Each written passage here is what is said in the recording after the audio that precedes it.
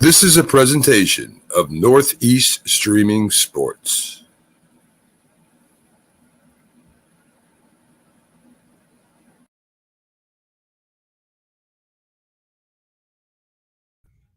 All right, welcome to the Start Spreading the News Yankees show. Paul Semendinger, along with my good friend and co-host, Dr. E.J. Fagan. And tonight we'll do some Yankee talk. We might do some Major League Baseball finance talk, but mostly we're going to do Baseball Hall of Fame talk. How are you, E.J.? Doing well. I have an update on the White Sox stadium story that's very important. Oh, yeah. You may recall that I was opposed because it's a relatively new stadium that they could probably renovate and be great. And they want to make real estate money off the stadium, which is why they want to move it. I have examined the proposed site for the new stadium, and it is a mile from my office. So I now support the new White Sox stadium. I would like to walk to the stadium after work and or park for free in my office parking lot. That is cool. Yeah, I used to live about that far away from the Washington Nationals Stadium when I lived in DC. It was incredible. It was incredibly convenient to just go to a game right after work. It was pretty cool. That is cool. And I would have to assume if the White Sox get a new stadium, that stadium is going to be a different design, that it's going to be something much more appealing. When the Yankees made their stadium, the new one, they went with the same kind of architectural design. I think it's the same architectural company as whatever you call the new Comiskey Field. And it's just cement and it's boring. And I don't know why the Yankees didn't do what the Mets did with Citi Field and the Orioles did with Camden Yards and the Pirates did with PNC. There were so many ways to make it great. And the White Sox didn't do it and the Yankees didn't do it. It's such a shame. So what do you think the odds are? Are the White Sox going to be able to pull this thing off? It sounds like yes. Wow. It sounds like they're negotiating seriously with the city right now. And everybody's being like as hush-hush as you would expect if they were negotiating. And the site is basically ready to go. It's been awaiting development for a long time. You know, I for most cities, I don't think it makes sense for a city to subsidize a sports arena. The sports arena makes money. And I don't think there's any real risk of the White Sox leaving Chicago. And I'd be very curious to see how much money Chicago actually kicks in. I hope not very much. But the site is basically prime real estate that no one's developed. It's in a kind of industrial area, but in a very nice spot and in a spot that's developing. And I think their plan is to create kind of a district where you would, have entertainment and all sorts of other stuff, kind of like Wrigley Field has for the Cubs, though not as residential as Wrigleyville, because Wrigleyville is just a historic neighborhood. I think it's a good idea, frankly. I hate to see a brand new stadium or a 20-year-old stadium not be used. It reportedly would be used for soccer, it's a very big stadium for soccer. So I'm not really sure what happens there because they're not going to tear it down. It's a perfectly fine baseball stadium. But also, Chicago, we're not like Oakland where that's high priced real estate. This is not this is a city that's losing population, not gaining population. And so I don't think it's a terrible idea. I'm a little biased by the fact that I'd love to walk to it from work, but I also work in a spot that a lot of people are. And I can imagine that being a draw. And frankly, the current White Sox stadium, it's alongside of a highway, basically in between and kind of just like a normal neighborhood and a highway. And, I don't think it's generating a lot of economic value. It's a pain to get to. It's a pain to park at. I could imagine this being a good idea. So let me ask you, because we talk Yankees, if the White Sox move and they get a really cool stadium, in my lifetime, the Braves went from Atlantic Fulton County Stadium to Turner Field to whatever another almost new stadium that they just left. That's correct. And now they got a new stadium 5 years ago or whatever it was. So it's like this is going to be our home for the next 100 years, and it turns out that it's their home for 20. If the Yankees were going to move, they're not. But if they were, would you prefer they move? When the Yankees were building Yankee Stadium, they had this undeveloped put the land. Meadowlands, right? That was the other plan. Well, there's two plans. I'm going to tell you what my hope is. It's not going to happen, but my dream, I guess. But They had this place called the Hudson Yards, which now the High Line is there. It's right by on the where the cruise ships dock and everything. It's now all been built up, but there was talk that you could put Yankee Stadium there. It would have been really cool. If that was not developed, would you rather the Yankees? You have three choices. Go back to the original location across the street again, back home, move downtown into right in center of Manhattan on the water, like at Hudson Yards, or move to New Jersey into the Meadowlands. I mean, look, I think there's a lot of value for the Yankees in being on the subway, and the Meadowlands. There's transit. You could extend the path to the Meadowlands, and that could work. But I like that they're in the city. I think I'd probably put it across the street. Back home. I also think that you have an option to renovate the stadium and just make it nicer. You do, right? Of course. I mean, to me, like that's what the White Sox should have done. There was a couple of other teams that are kind of in that same, we built the stadium 20 to 30 years ago situation, and our lease is up, and they would negotiate some money to help them renovate a stadium. I don't think a city should get in it. It should give them a dime. In fact, I think that, if a city puts up money to a lot of money to build a stadium, they should get a share of everything. Yeah, right. I would agree. They should co-own a stadium with a team, not basically just kind of give it to them and let them lease it. Now, all the stadiums are owned by the cities. I don't think the Yankee Stadium is, but most of these stadiums are owned by the city with a lease. So, for example, the Fulton County, the Atlanta Stadium, before they moved out to Fulton County, or I forget the old whatever, before they moved to the suburbs. Atlanta's confusing because there's two counties, and I always forget which one is the suburban county. But before they moved out, it was a lease owned by the county. And so they're negotiating against the county. Same with Oakland Coliseum right now. And the problem is that the county is kind of captive. There's only one team that could play there, which is the local baseball team. And Major League Baseball decides not to let other teams move into that spot and compete for Major League Baseball. That's, when we talk about antitrust in baseball, that's kind of a key figure, right? You could not start a team in Oakland today after the Oakland Athletics move because Oakland owns the TV rights to Major League Baseball in Oakland. And, and we can think about, like, for example, why you can't put a team in Austin, Texas.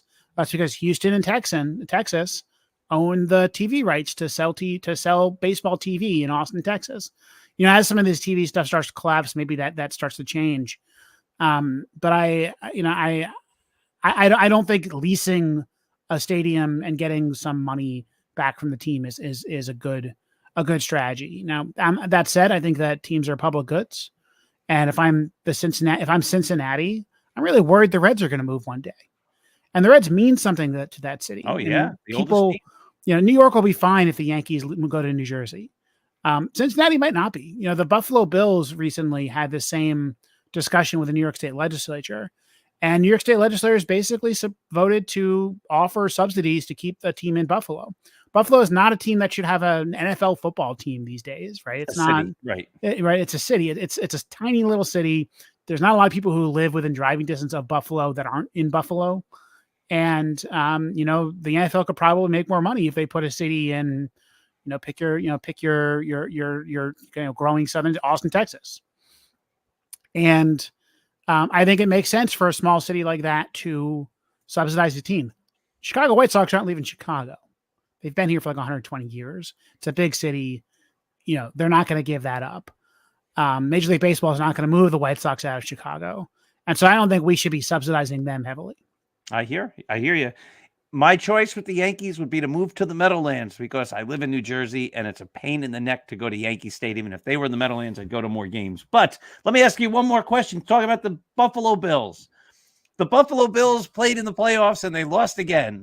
This is like 5 years in a row, maybe 6 years in a row. They went to 3 Super Bowls in the 90s. They lost all 3 of them in a row. As a fan,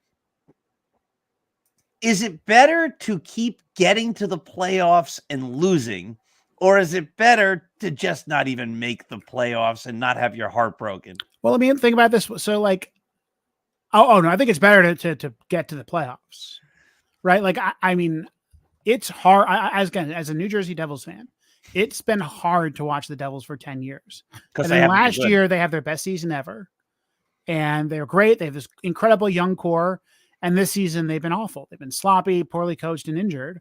And they're currently losing to the Las Vegas Golden Knights after having a pretty big lead.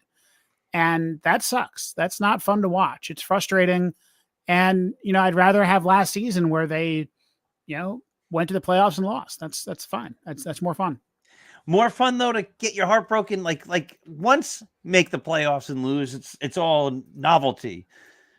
The Bills lose in unbelievable fashion. I think year like every year they're this close to winning, and then their hearts are ripped out.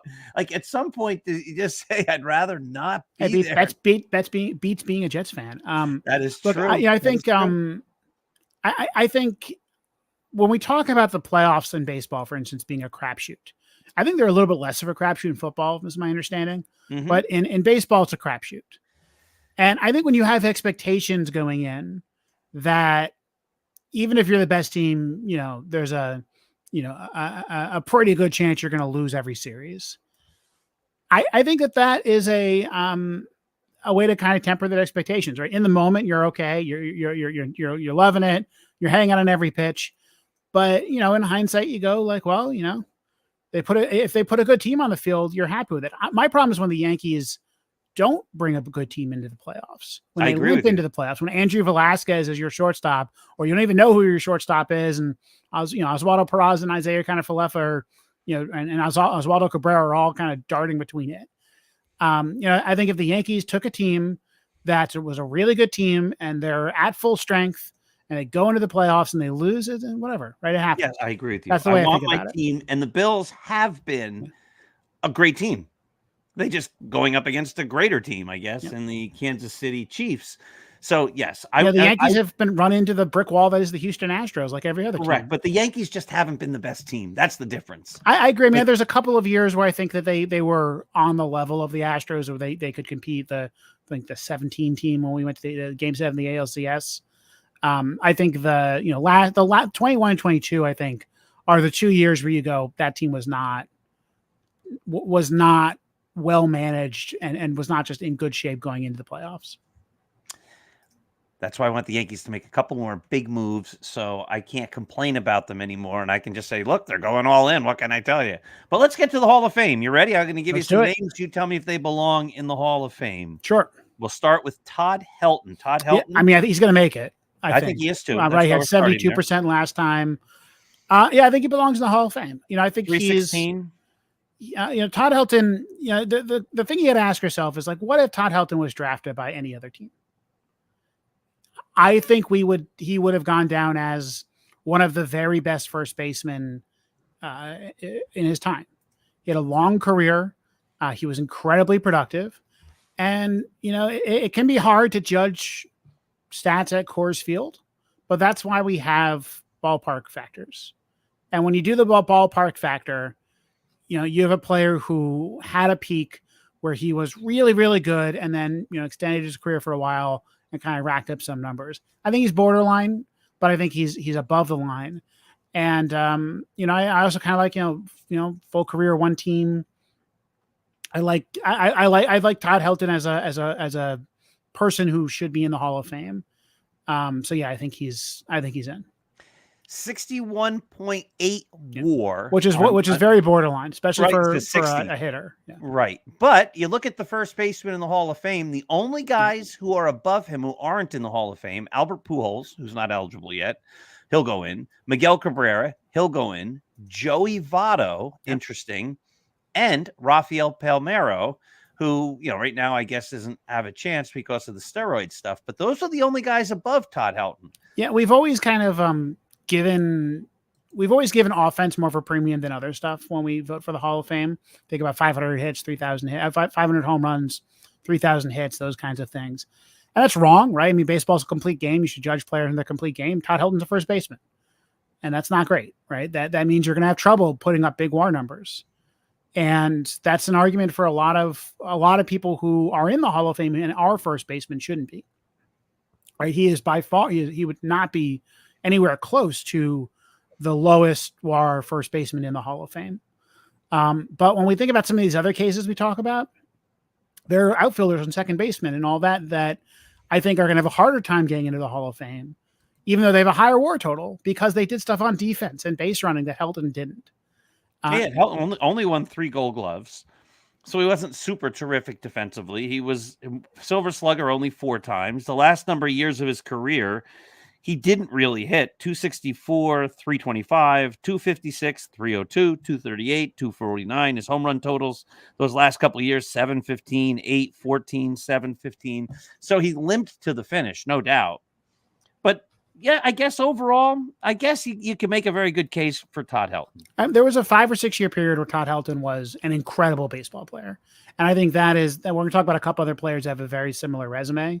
Mm-hmm. I just think that, I think that I think if he wasn't in Coors Field, he'd be in easily. Not just if you translate his stats, because he was such a great offensive player. And the voters often didn't know what to do with Coors Field. I'm glad that they've kind of corrected that. This is not that hard to do these days to figure out who should be in there. There's a couple of other players that also kind of had the same issue. Like Larry Walker had a problem for a while, I think. Mm-hmm. Right? Because Larry Walker was an incredible baseball player.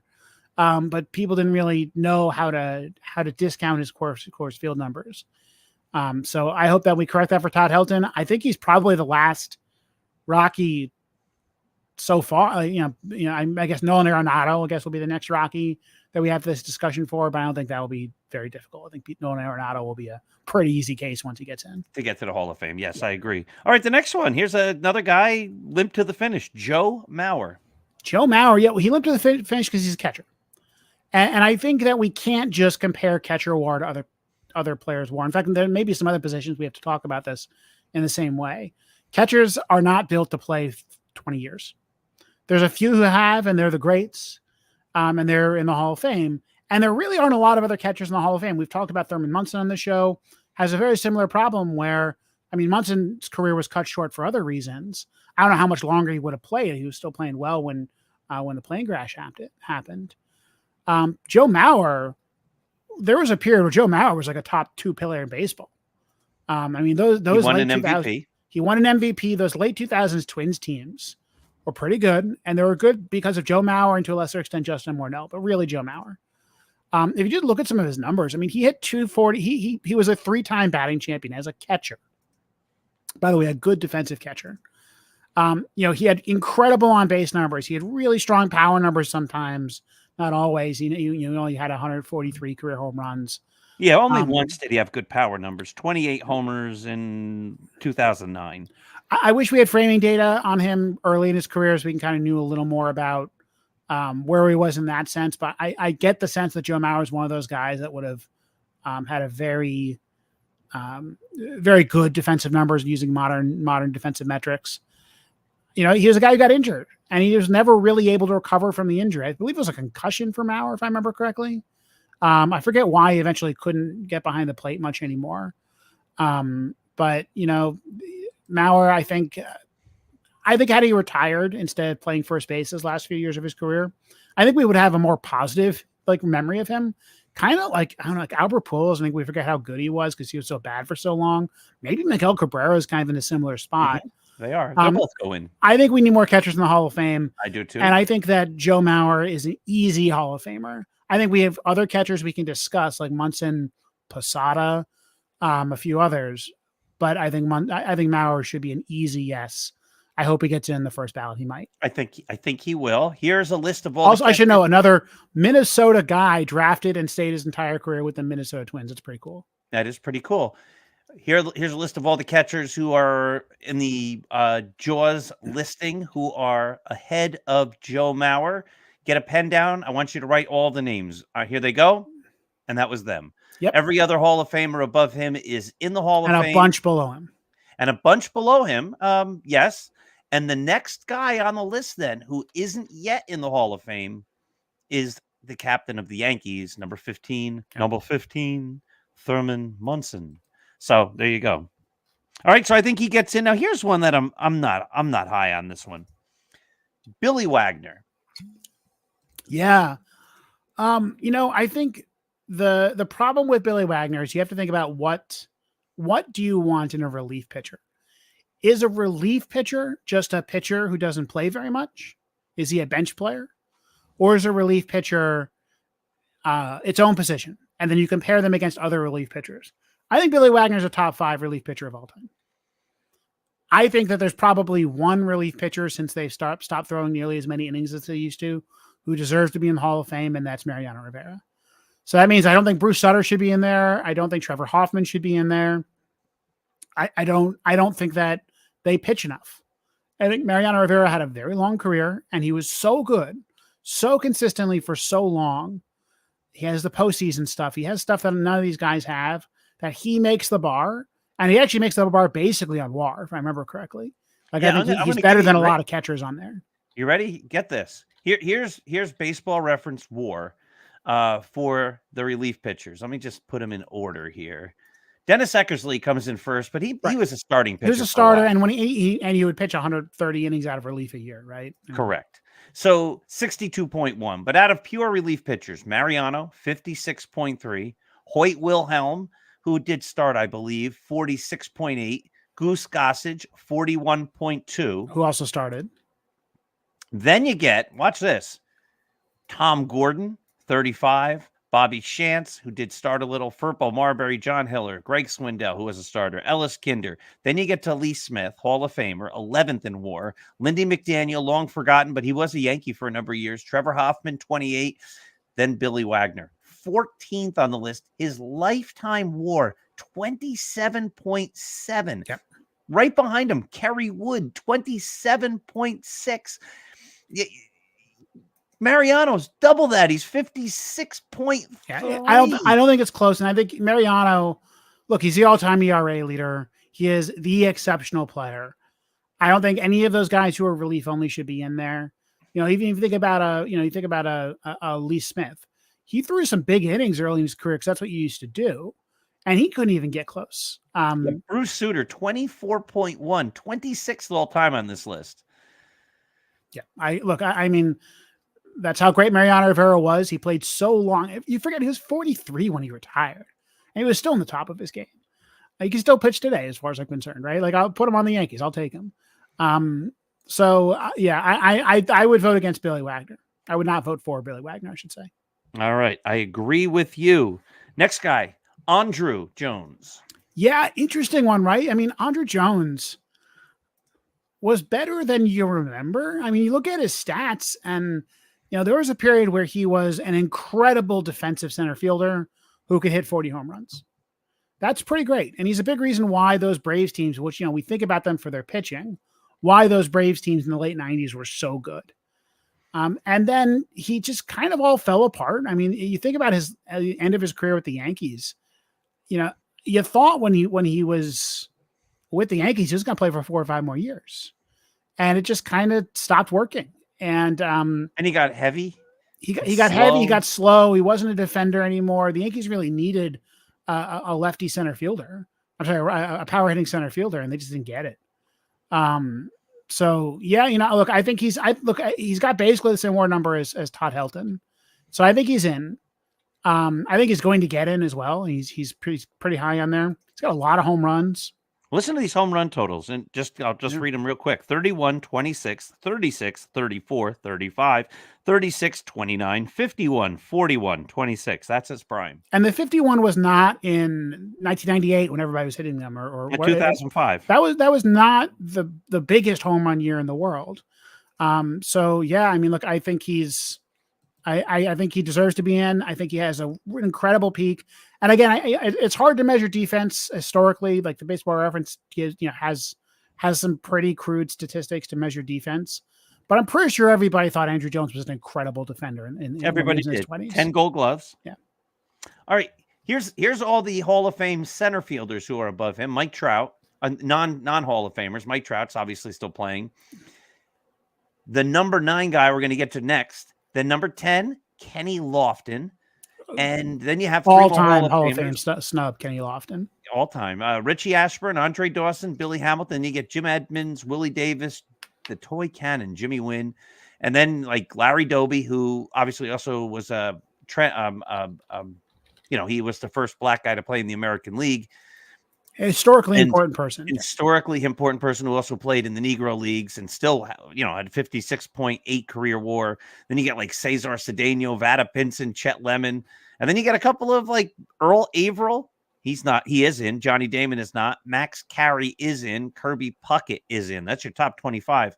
So he's comfortably in the top 25, Andrew Jones, number 11 all time, which brings us to the guy who's 2 ahead of him. Number 9, Carlos Beltran. Yeah, I think you have to have the ethics discussion with Beltran. The Beltran was the mastermind of the 2017 Astros thing. And voters have traditionally kept out players for ethical concerns related to steroids. I think that was a wrong decision. And we've talked about that in the show before. And I think that keeping Beltran out because of the scandal would be a bad decision. That said, the precedent has been set. And if I were a voter who voted against Roger Clemens and Barry Bonds, I would also vote against Carlos Beltran. Because I wouldn't have voted against them, I will vote for Carlos Beltran.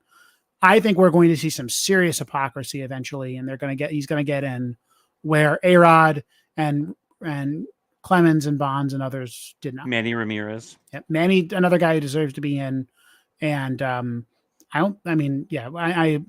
I just feel like we have a double standard. We've talked about this on the show before. And I don't see why steroids are anywhere near as bad as the science dealing stuff that Beltran did. And I think the steroid, I have an article up on this coming tomorrow at 2 p.m. I think the steroid thing argument goes away. And we've talked about this, but once you induct the commissioner who oversaw that period, the argument goes away. You can't be a great commissioner if your sport fails. You're only going to be considered a great commissioner if your sport thrives. Your sport thrived because these guys I was doing all sorts of great things and they were on steroids. So your fame is because of them. You can't make the argument that who could have known. So I was watching a new documentary on Netflix yesterday. This is a documentary series. You tell me if you were ever a fan of the great American television show American Gladiators. I've never watched it. Never? Okay. No. Oh. Netflix has a wonderful documentary on American Gladiators. It's fun. It's ridiculous, and I'm enjoying it so far. But one of the points of the documentary is like, yeah, they were all on steroids, and we knew about it. And they actually they actually started drug testing American gladiators in 1989, I believe. Right. So if that's a big enough problem, if these guys are getting huge because they're taking steroids and we can drug test them, baseball did know, should have known, and could have done something about it long before Congress basically forced them to. In like 2005 or something. Yeah. I mean, it was the Mitchell report and a bunch of congressional hearings are the reason why baseball eventually addressed this. And in the meantime, it was tacitly approved that players can take steroids and they can get big. And if you didn't, you were losing out to your competition and you were not helping your team win. So, yeah, I mean, I think it is, I think that we got sanctimonious about this too late. Hey, my good buddy, Andrew Del Moro says, great point, Doc. Thank you, Andrew Del Moro. Which Doc is he talking about? I don't know. He's talking to me because he knows me. And he knows that I'm brilliant. And so that's why he said that. Weren't there steroids in the 1960 Olympics? I'm certain that was the first Olympics where they actually talked about having steroids. Maybe, I'm not sure. The Olympics has had a drug testing program for much longer, but also they didn't have professional athletes in them for up until the 80s. Correct, but there was, I'm sure of it. If we looked it up, in the movie The Longest Yard, the original, he says, great comment about the commish.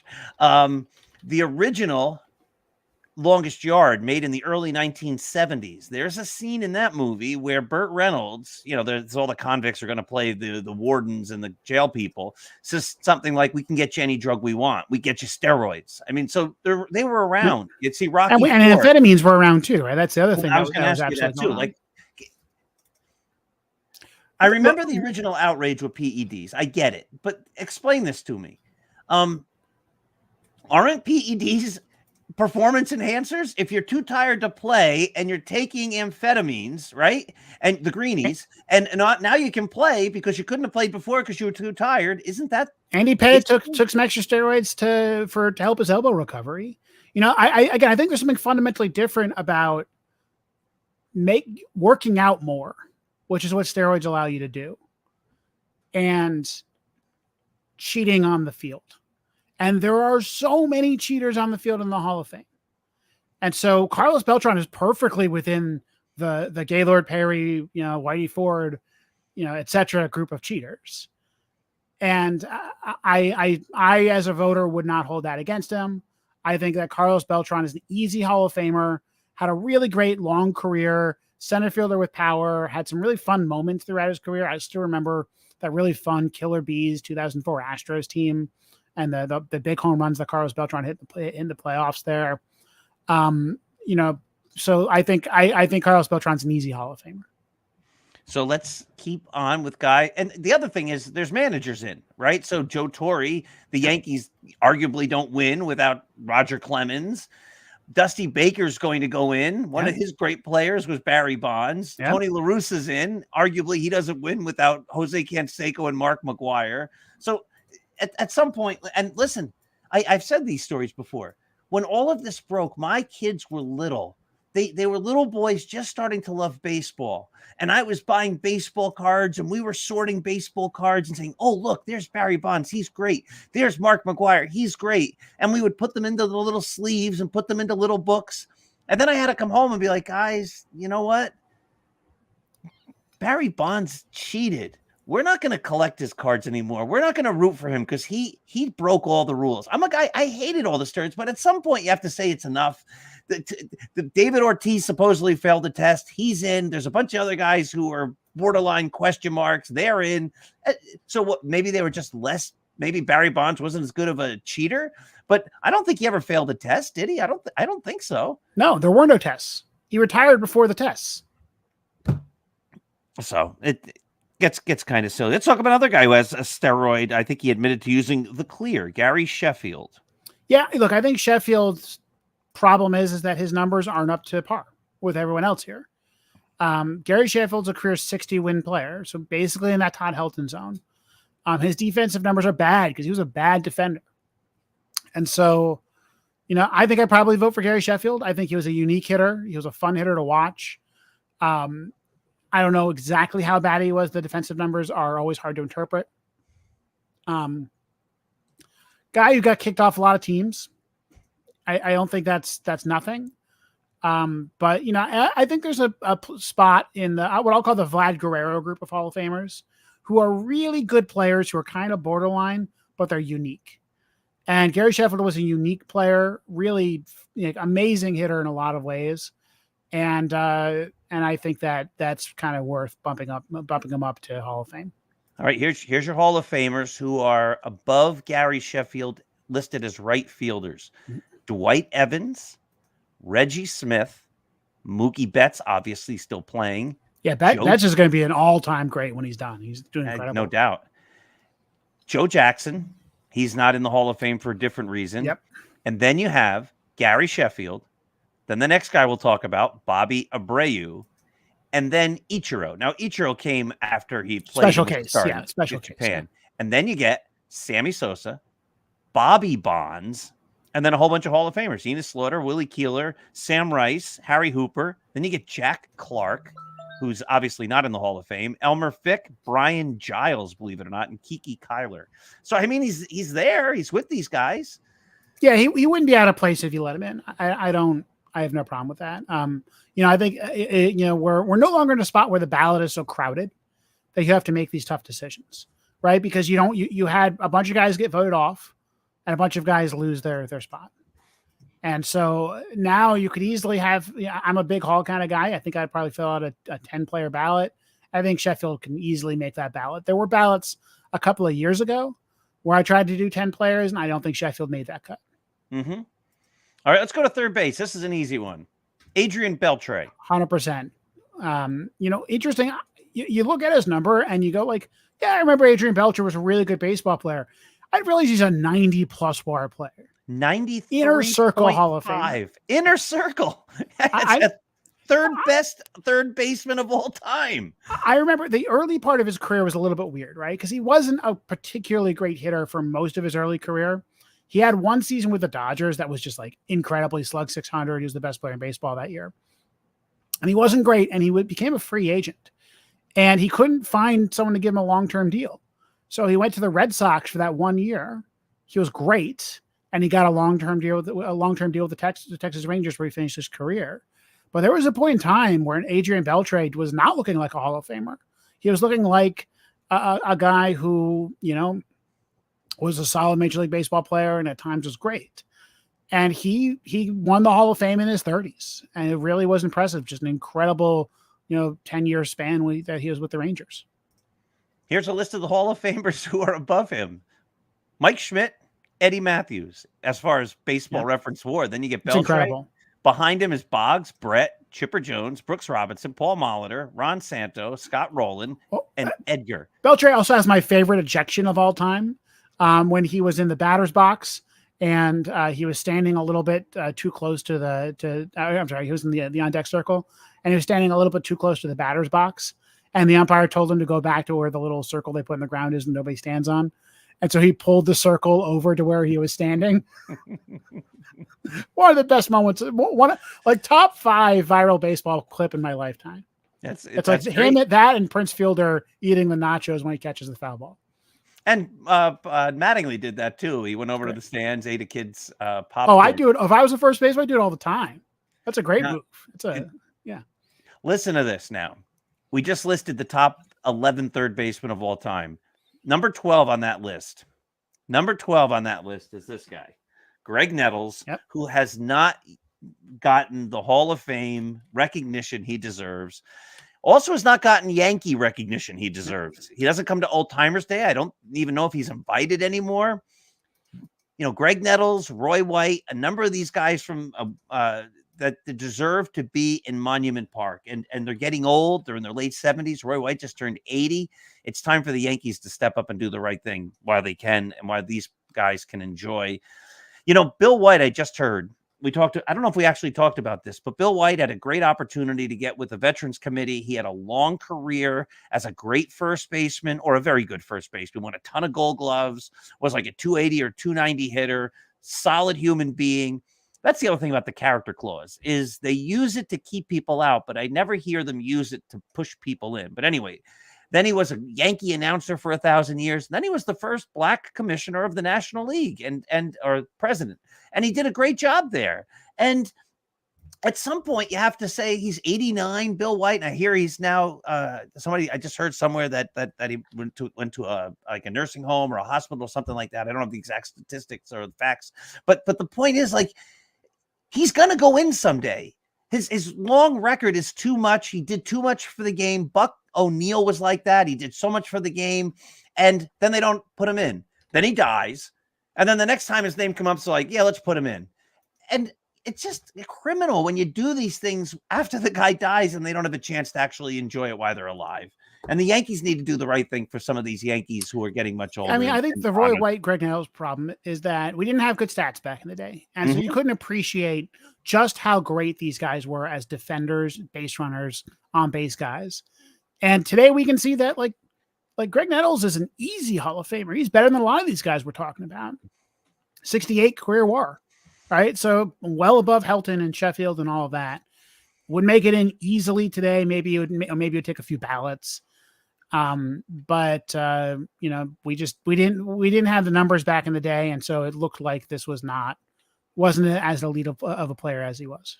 Correct. And they looked at batting average and he hit 240 sometimes. And I think his lifetime batting average is around 240. Let's see real fast. If I can get it, Nettles, pull him up real fast. Lifetime batting average for Greg Nettles, 248. Yeah. So people would look at that and say, no, he's not a Hall of Fame. How can he be a 248 hitter and be in the Hall of Fame? Andy Pettitte. I think he's a Hall of Famer. We've talked about him on the show before. Both him and Mark Burley, I think, should be in. I think they're not in for two reasons. One, they pitched during a very high offense era. And so their raw ERA numbers aren't that pretty. But if if you look at like just the home run totals from hitters in the late 90s, it makes sense why Andy Pettitte would often have an ERA that was above average or better, but was, 4. And because pitchers don't throw as many innings as they used to, I think we've created such a high standard for pitchers that we're going to have very few pitchers make the Hall of Fame over the next 20 years. I think Andy Pettitte is going to look great in comparison to some of the best pitchers you've ever seen who are going to come up for the Hall of Fame in the next 5, 6, 7 years. And you're going to end up with the Scherzers and Verlanders getting in and not that many other players. And I think that's wrong. And I think that Andy Pettitte is an easy Hall of Famer. There's a lot of pitchers worse than him who are in the Hall of Fame. And he's not going to get in, unfortunately. And I think that's a pity. Yes, and I think you have to look at his postseason. Some people say you can't look at postseason; it's not fair because he made it in. And he was on the Yankees all those years, and the Yankees were in it all the time. But I mean, I think his postseason numbers for innings pitched dwarf everybody else, and he was very effective. And he won a bunch of games, won a lot of big games. Came up. It certainly helps, but you don't need it. You can just look at his regular season numbers. He's a 61 win player. There's a lot of pitchers who are worse than that who are in the Hall right now. And he's right there with your buddy. I just saw him. It's so hard because the print is small. But talk a little about Mark Buehrle. Same case, basically. He's a guy who pitched a lot of innings. I think we love to talk a big game these days. Oh yeah, kind of old school baseball. 59.1. Basically the exact same case, right? Mm-hmm. So, Buehrle has a shorter Hall of Fame, a shorter postseason resume. We talk a big game about how starting pitchers don't throw enough innings. And we used to do that 15 years ago, and we really do it today. And then the same people who are talking that game often don't value that when you have something like Hall of Fame voting. Andy Pettitte was one of those last pitchers who was consistently throwing 200 innings year in, year out, high quality. He had some seasons where he was great. He had some seasons where he was good. He had basically no seasons where he was bad. And him and Buehrle have the exact same thing in common. Buehrle was a little bit more of an innings guy, had a little bit lower of a peak than Pettitte. Pettitte has the postseason. I think they're basically the same player. So I think they both should get in. I think it should be an easy case. The fact that it took forever to get Messina in is crazy. And he's got a similar case, except he was a little bit better. So yeah, I think Buehrle's a Hall of Famer. All right, let's look at second base. Chase Utley. Sure, and I apologize. I'm going to sneeze in a second. 1 second. Here we go. All right. So thank you for turning your. There we go. Yes. Oh yeah, I had to aim for that. It's interesting. Chase Utley I think he's a Hall of Famer. Well over 60 wins. It's not a lot. 64.5. Not a lot of second basemen in the Hall of Fame. More second baseman than third baseman and catchers, True. Which is interesting. Yeah, I think for catchers it's because they wear down. For third baseman, they're kind of this like in between spot where we don't really know if you should get in on defense or not. You think about how hard it was for Scott Rowland to get in. Thank you. How hard it was for Scott Rowland to get in, which was ridiculous because he was an incredible player. And Nolan Arenado is going to be in a similar spot where he doesn't have first base Hall of Fame numbers, but he was a really good defensive contributor. Utley had a 5 or 6 year stretch where he was the third best player in baseball. I mean, he was incredible. And then the rest of his career, he wasn't all that good. And, really kind of limped to the finish as a player. And I think part of that is, he's just a guy who peaked early. Part of that second base is a really tough, demanding position. That's why I like having that kind of 60 WAR cutoff when I start considering hitters for the Hall of Fame. And he's easily above that. He had some great career moments. And I think Chase Utley is a Hall of Famer, but I think he will be the discussion point for this ballot. Here's your second baseman who are above him, who are not in the Hall of Fame. Lou Whitaker, who has 75.1. Should absolutely be in the Hall of Fame. It makes no sense. Bobby Grich, who was very underrated and forgotten about, 71.1. Robbie Cano is going to be a steroid question, 68.1. And then another guy who just was not appreciated in his time, Willie Randolph. Yeah. His 65.9 WAR. It's crazy. It's another matter of statistics, right? Like we did not value up the middle players the way we should have. That's we put correct. too many first basemen in the Hall of Fame and not enough middle infielders. So yeah, I think Headley, I think Utley should be in the Hall, but I think all those guys you named should be in the Hall too. And Utley's next. Utley's next. Then the next guy after him who's not in is Jeff Kent. Then you get a weird guy, Ian Kinsler, who's interesting. But these guys are all under 60 now. Dustin Pedroia, Jose Altuve, interesting, is at 49.3. But obviously he's still playing. And some of those guys are below the line, right? I think Kinsler's like a 50 WAR player. And Altuve, we'll see where he ends up. Had a bit of a weird career. I think he's one of those players that I suspect will have an easier time getting in than some of these guys. But yeah, we need more. We need a full representation of the baseball diamond for the most. Actually, let me withdraw that. I think that when you think about the outfield, I'm okay having too many center fielders in the outfield because the center fielder is just a faster right or left fielder. But in the infield, second base is a really hard position, right? It's fourth on the defensive spectrum, maybe third, depending on where you put center field, right? It's catcher, shortstop, second base, center field. Third base is right after that. And, I think that for a long time, we just didn't recognize how good these players were. Some of that's also on base percentage, players who were good at getting on base. Which matters. It matters. And in hindsight, played, they didn't, and Roy White too. Yeah. They didn't value walks like they do today. So I hope that if I were on one of these committees, I would be pushing hard for a lot of these kind of up the middle type players. I think it's time. I think they need to have a committee. The way they do it right now is, you get a committee that picks a group of guys, and then they put these 12 guys in a room and they argue, and you have to get 10 out of 12, and then you end up with Ted Simmons. You go like, what? Ted Simmons? Yeah, it's a little weird. Like, where'd that come from? And the guys who everybody thinks should go in don't get in. And you say, like, how Harold Baines? Yeah, he's nice, but how the heck did Harold Baines get in? They need to have a committee that's a serious committee that's made up of people who understand the game, understand how there's underrepresented position, understand that there's been egregious errors on guys like Willie Randolph and Lou Whitaker and Greg Nettles, on, and just say, you know what? This is the year we're going to fix it. This is the Hall of Fame fix-it year. And how fun would it be if they had 15 guys get in? Like let's just celebrate and make this the celebration. One thing football does, doesn't football do this? They say, we're going to elect this many guys every single year. And they do. And so there's always a big class. Baseball, some years are like, yeah, well, no one got in this year. Yeah, I agree. Look, I think it's weird the way that they structure these committees with former players and all that.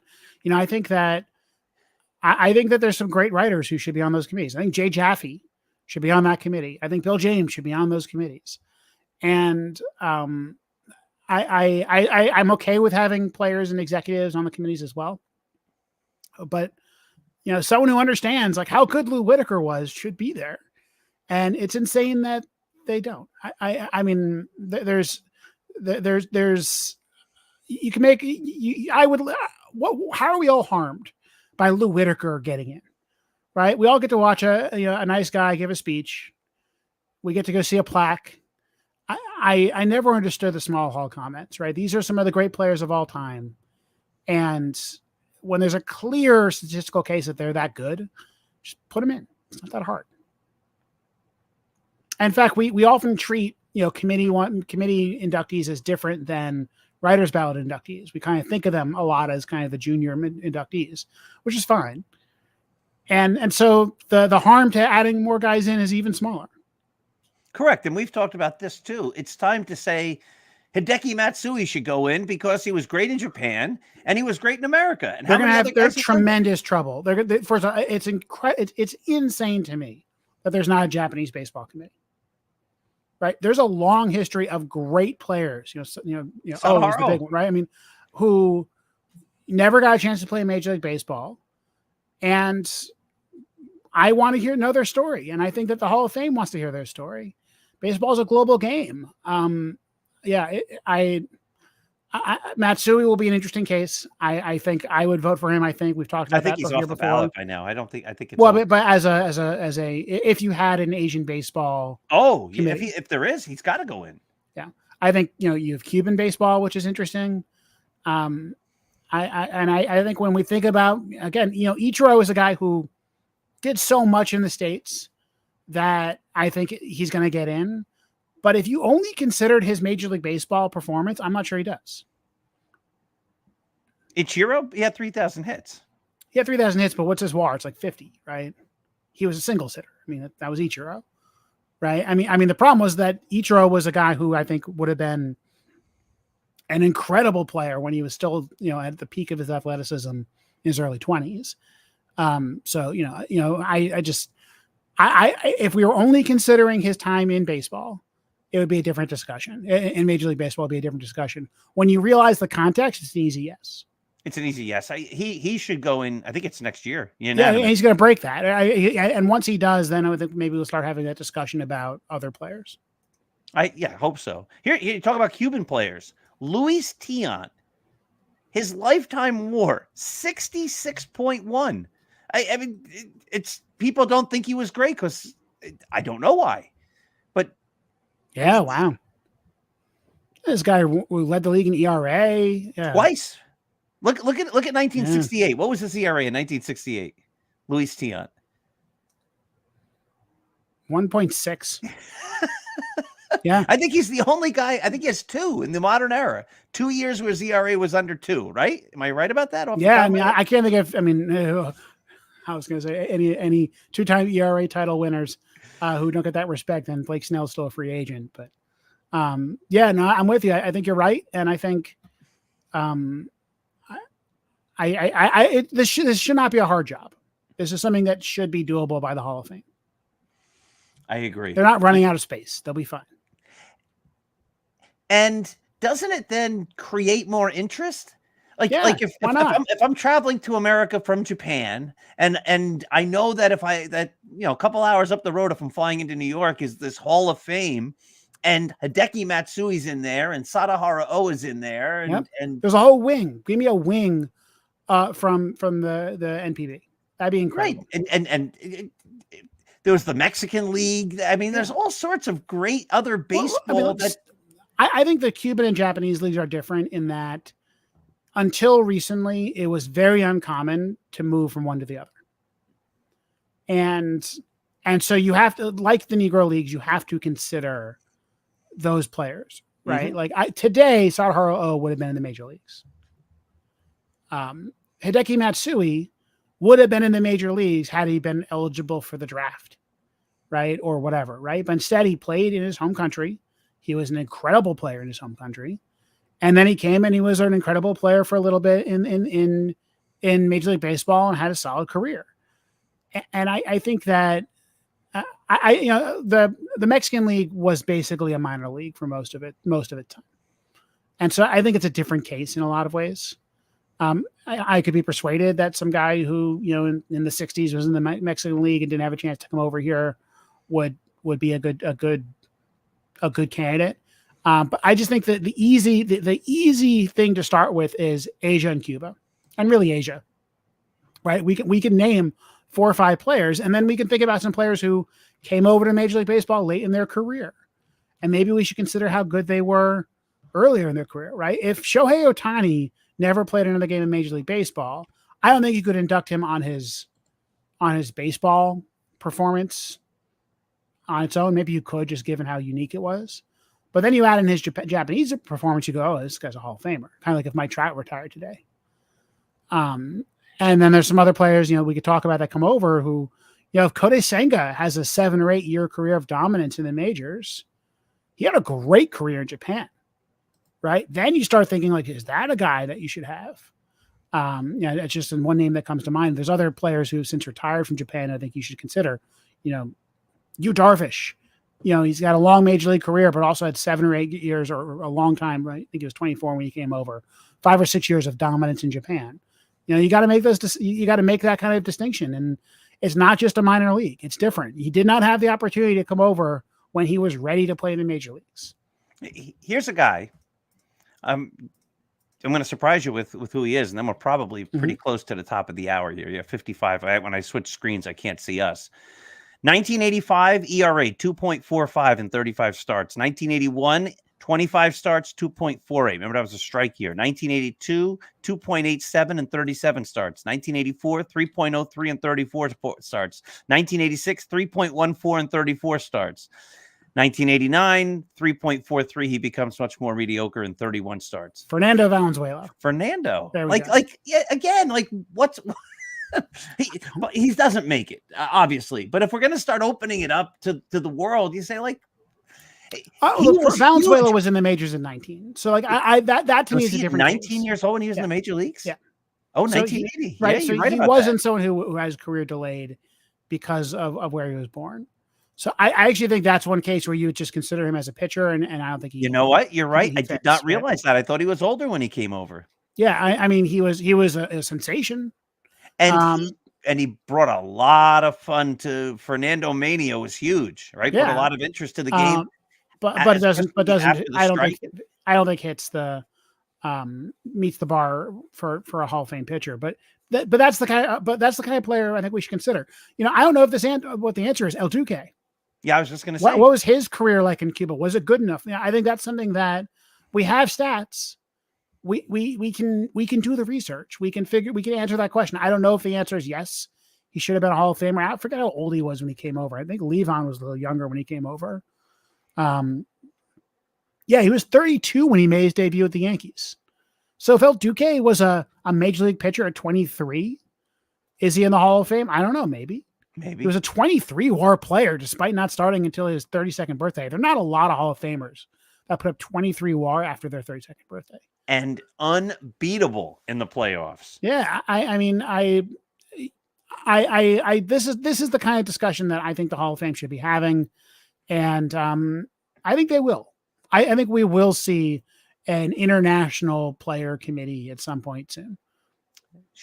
It should be. And they should have another committee to just say, look, these are all the egregious errors we made, and we're going to fix them all. And once and for all, end those discussions and just put these guys who belong in the Hall of Fame in the Hall of Fame. But EJ, we are at the top of the hour. We did it. Another great hour of talking baseball. I'd like to thank all those millions of people who watched, and especially Bergie. Thanks for tuning in. Everybody have yourself a happy day. I'll be back Saturday morning at 7 a.m. with the Dr. Sem Yankee Show, and then EJ and I will be back here again next Monday night at 9 p.m. Have a great day.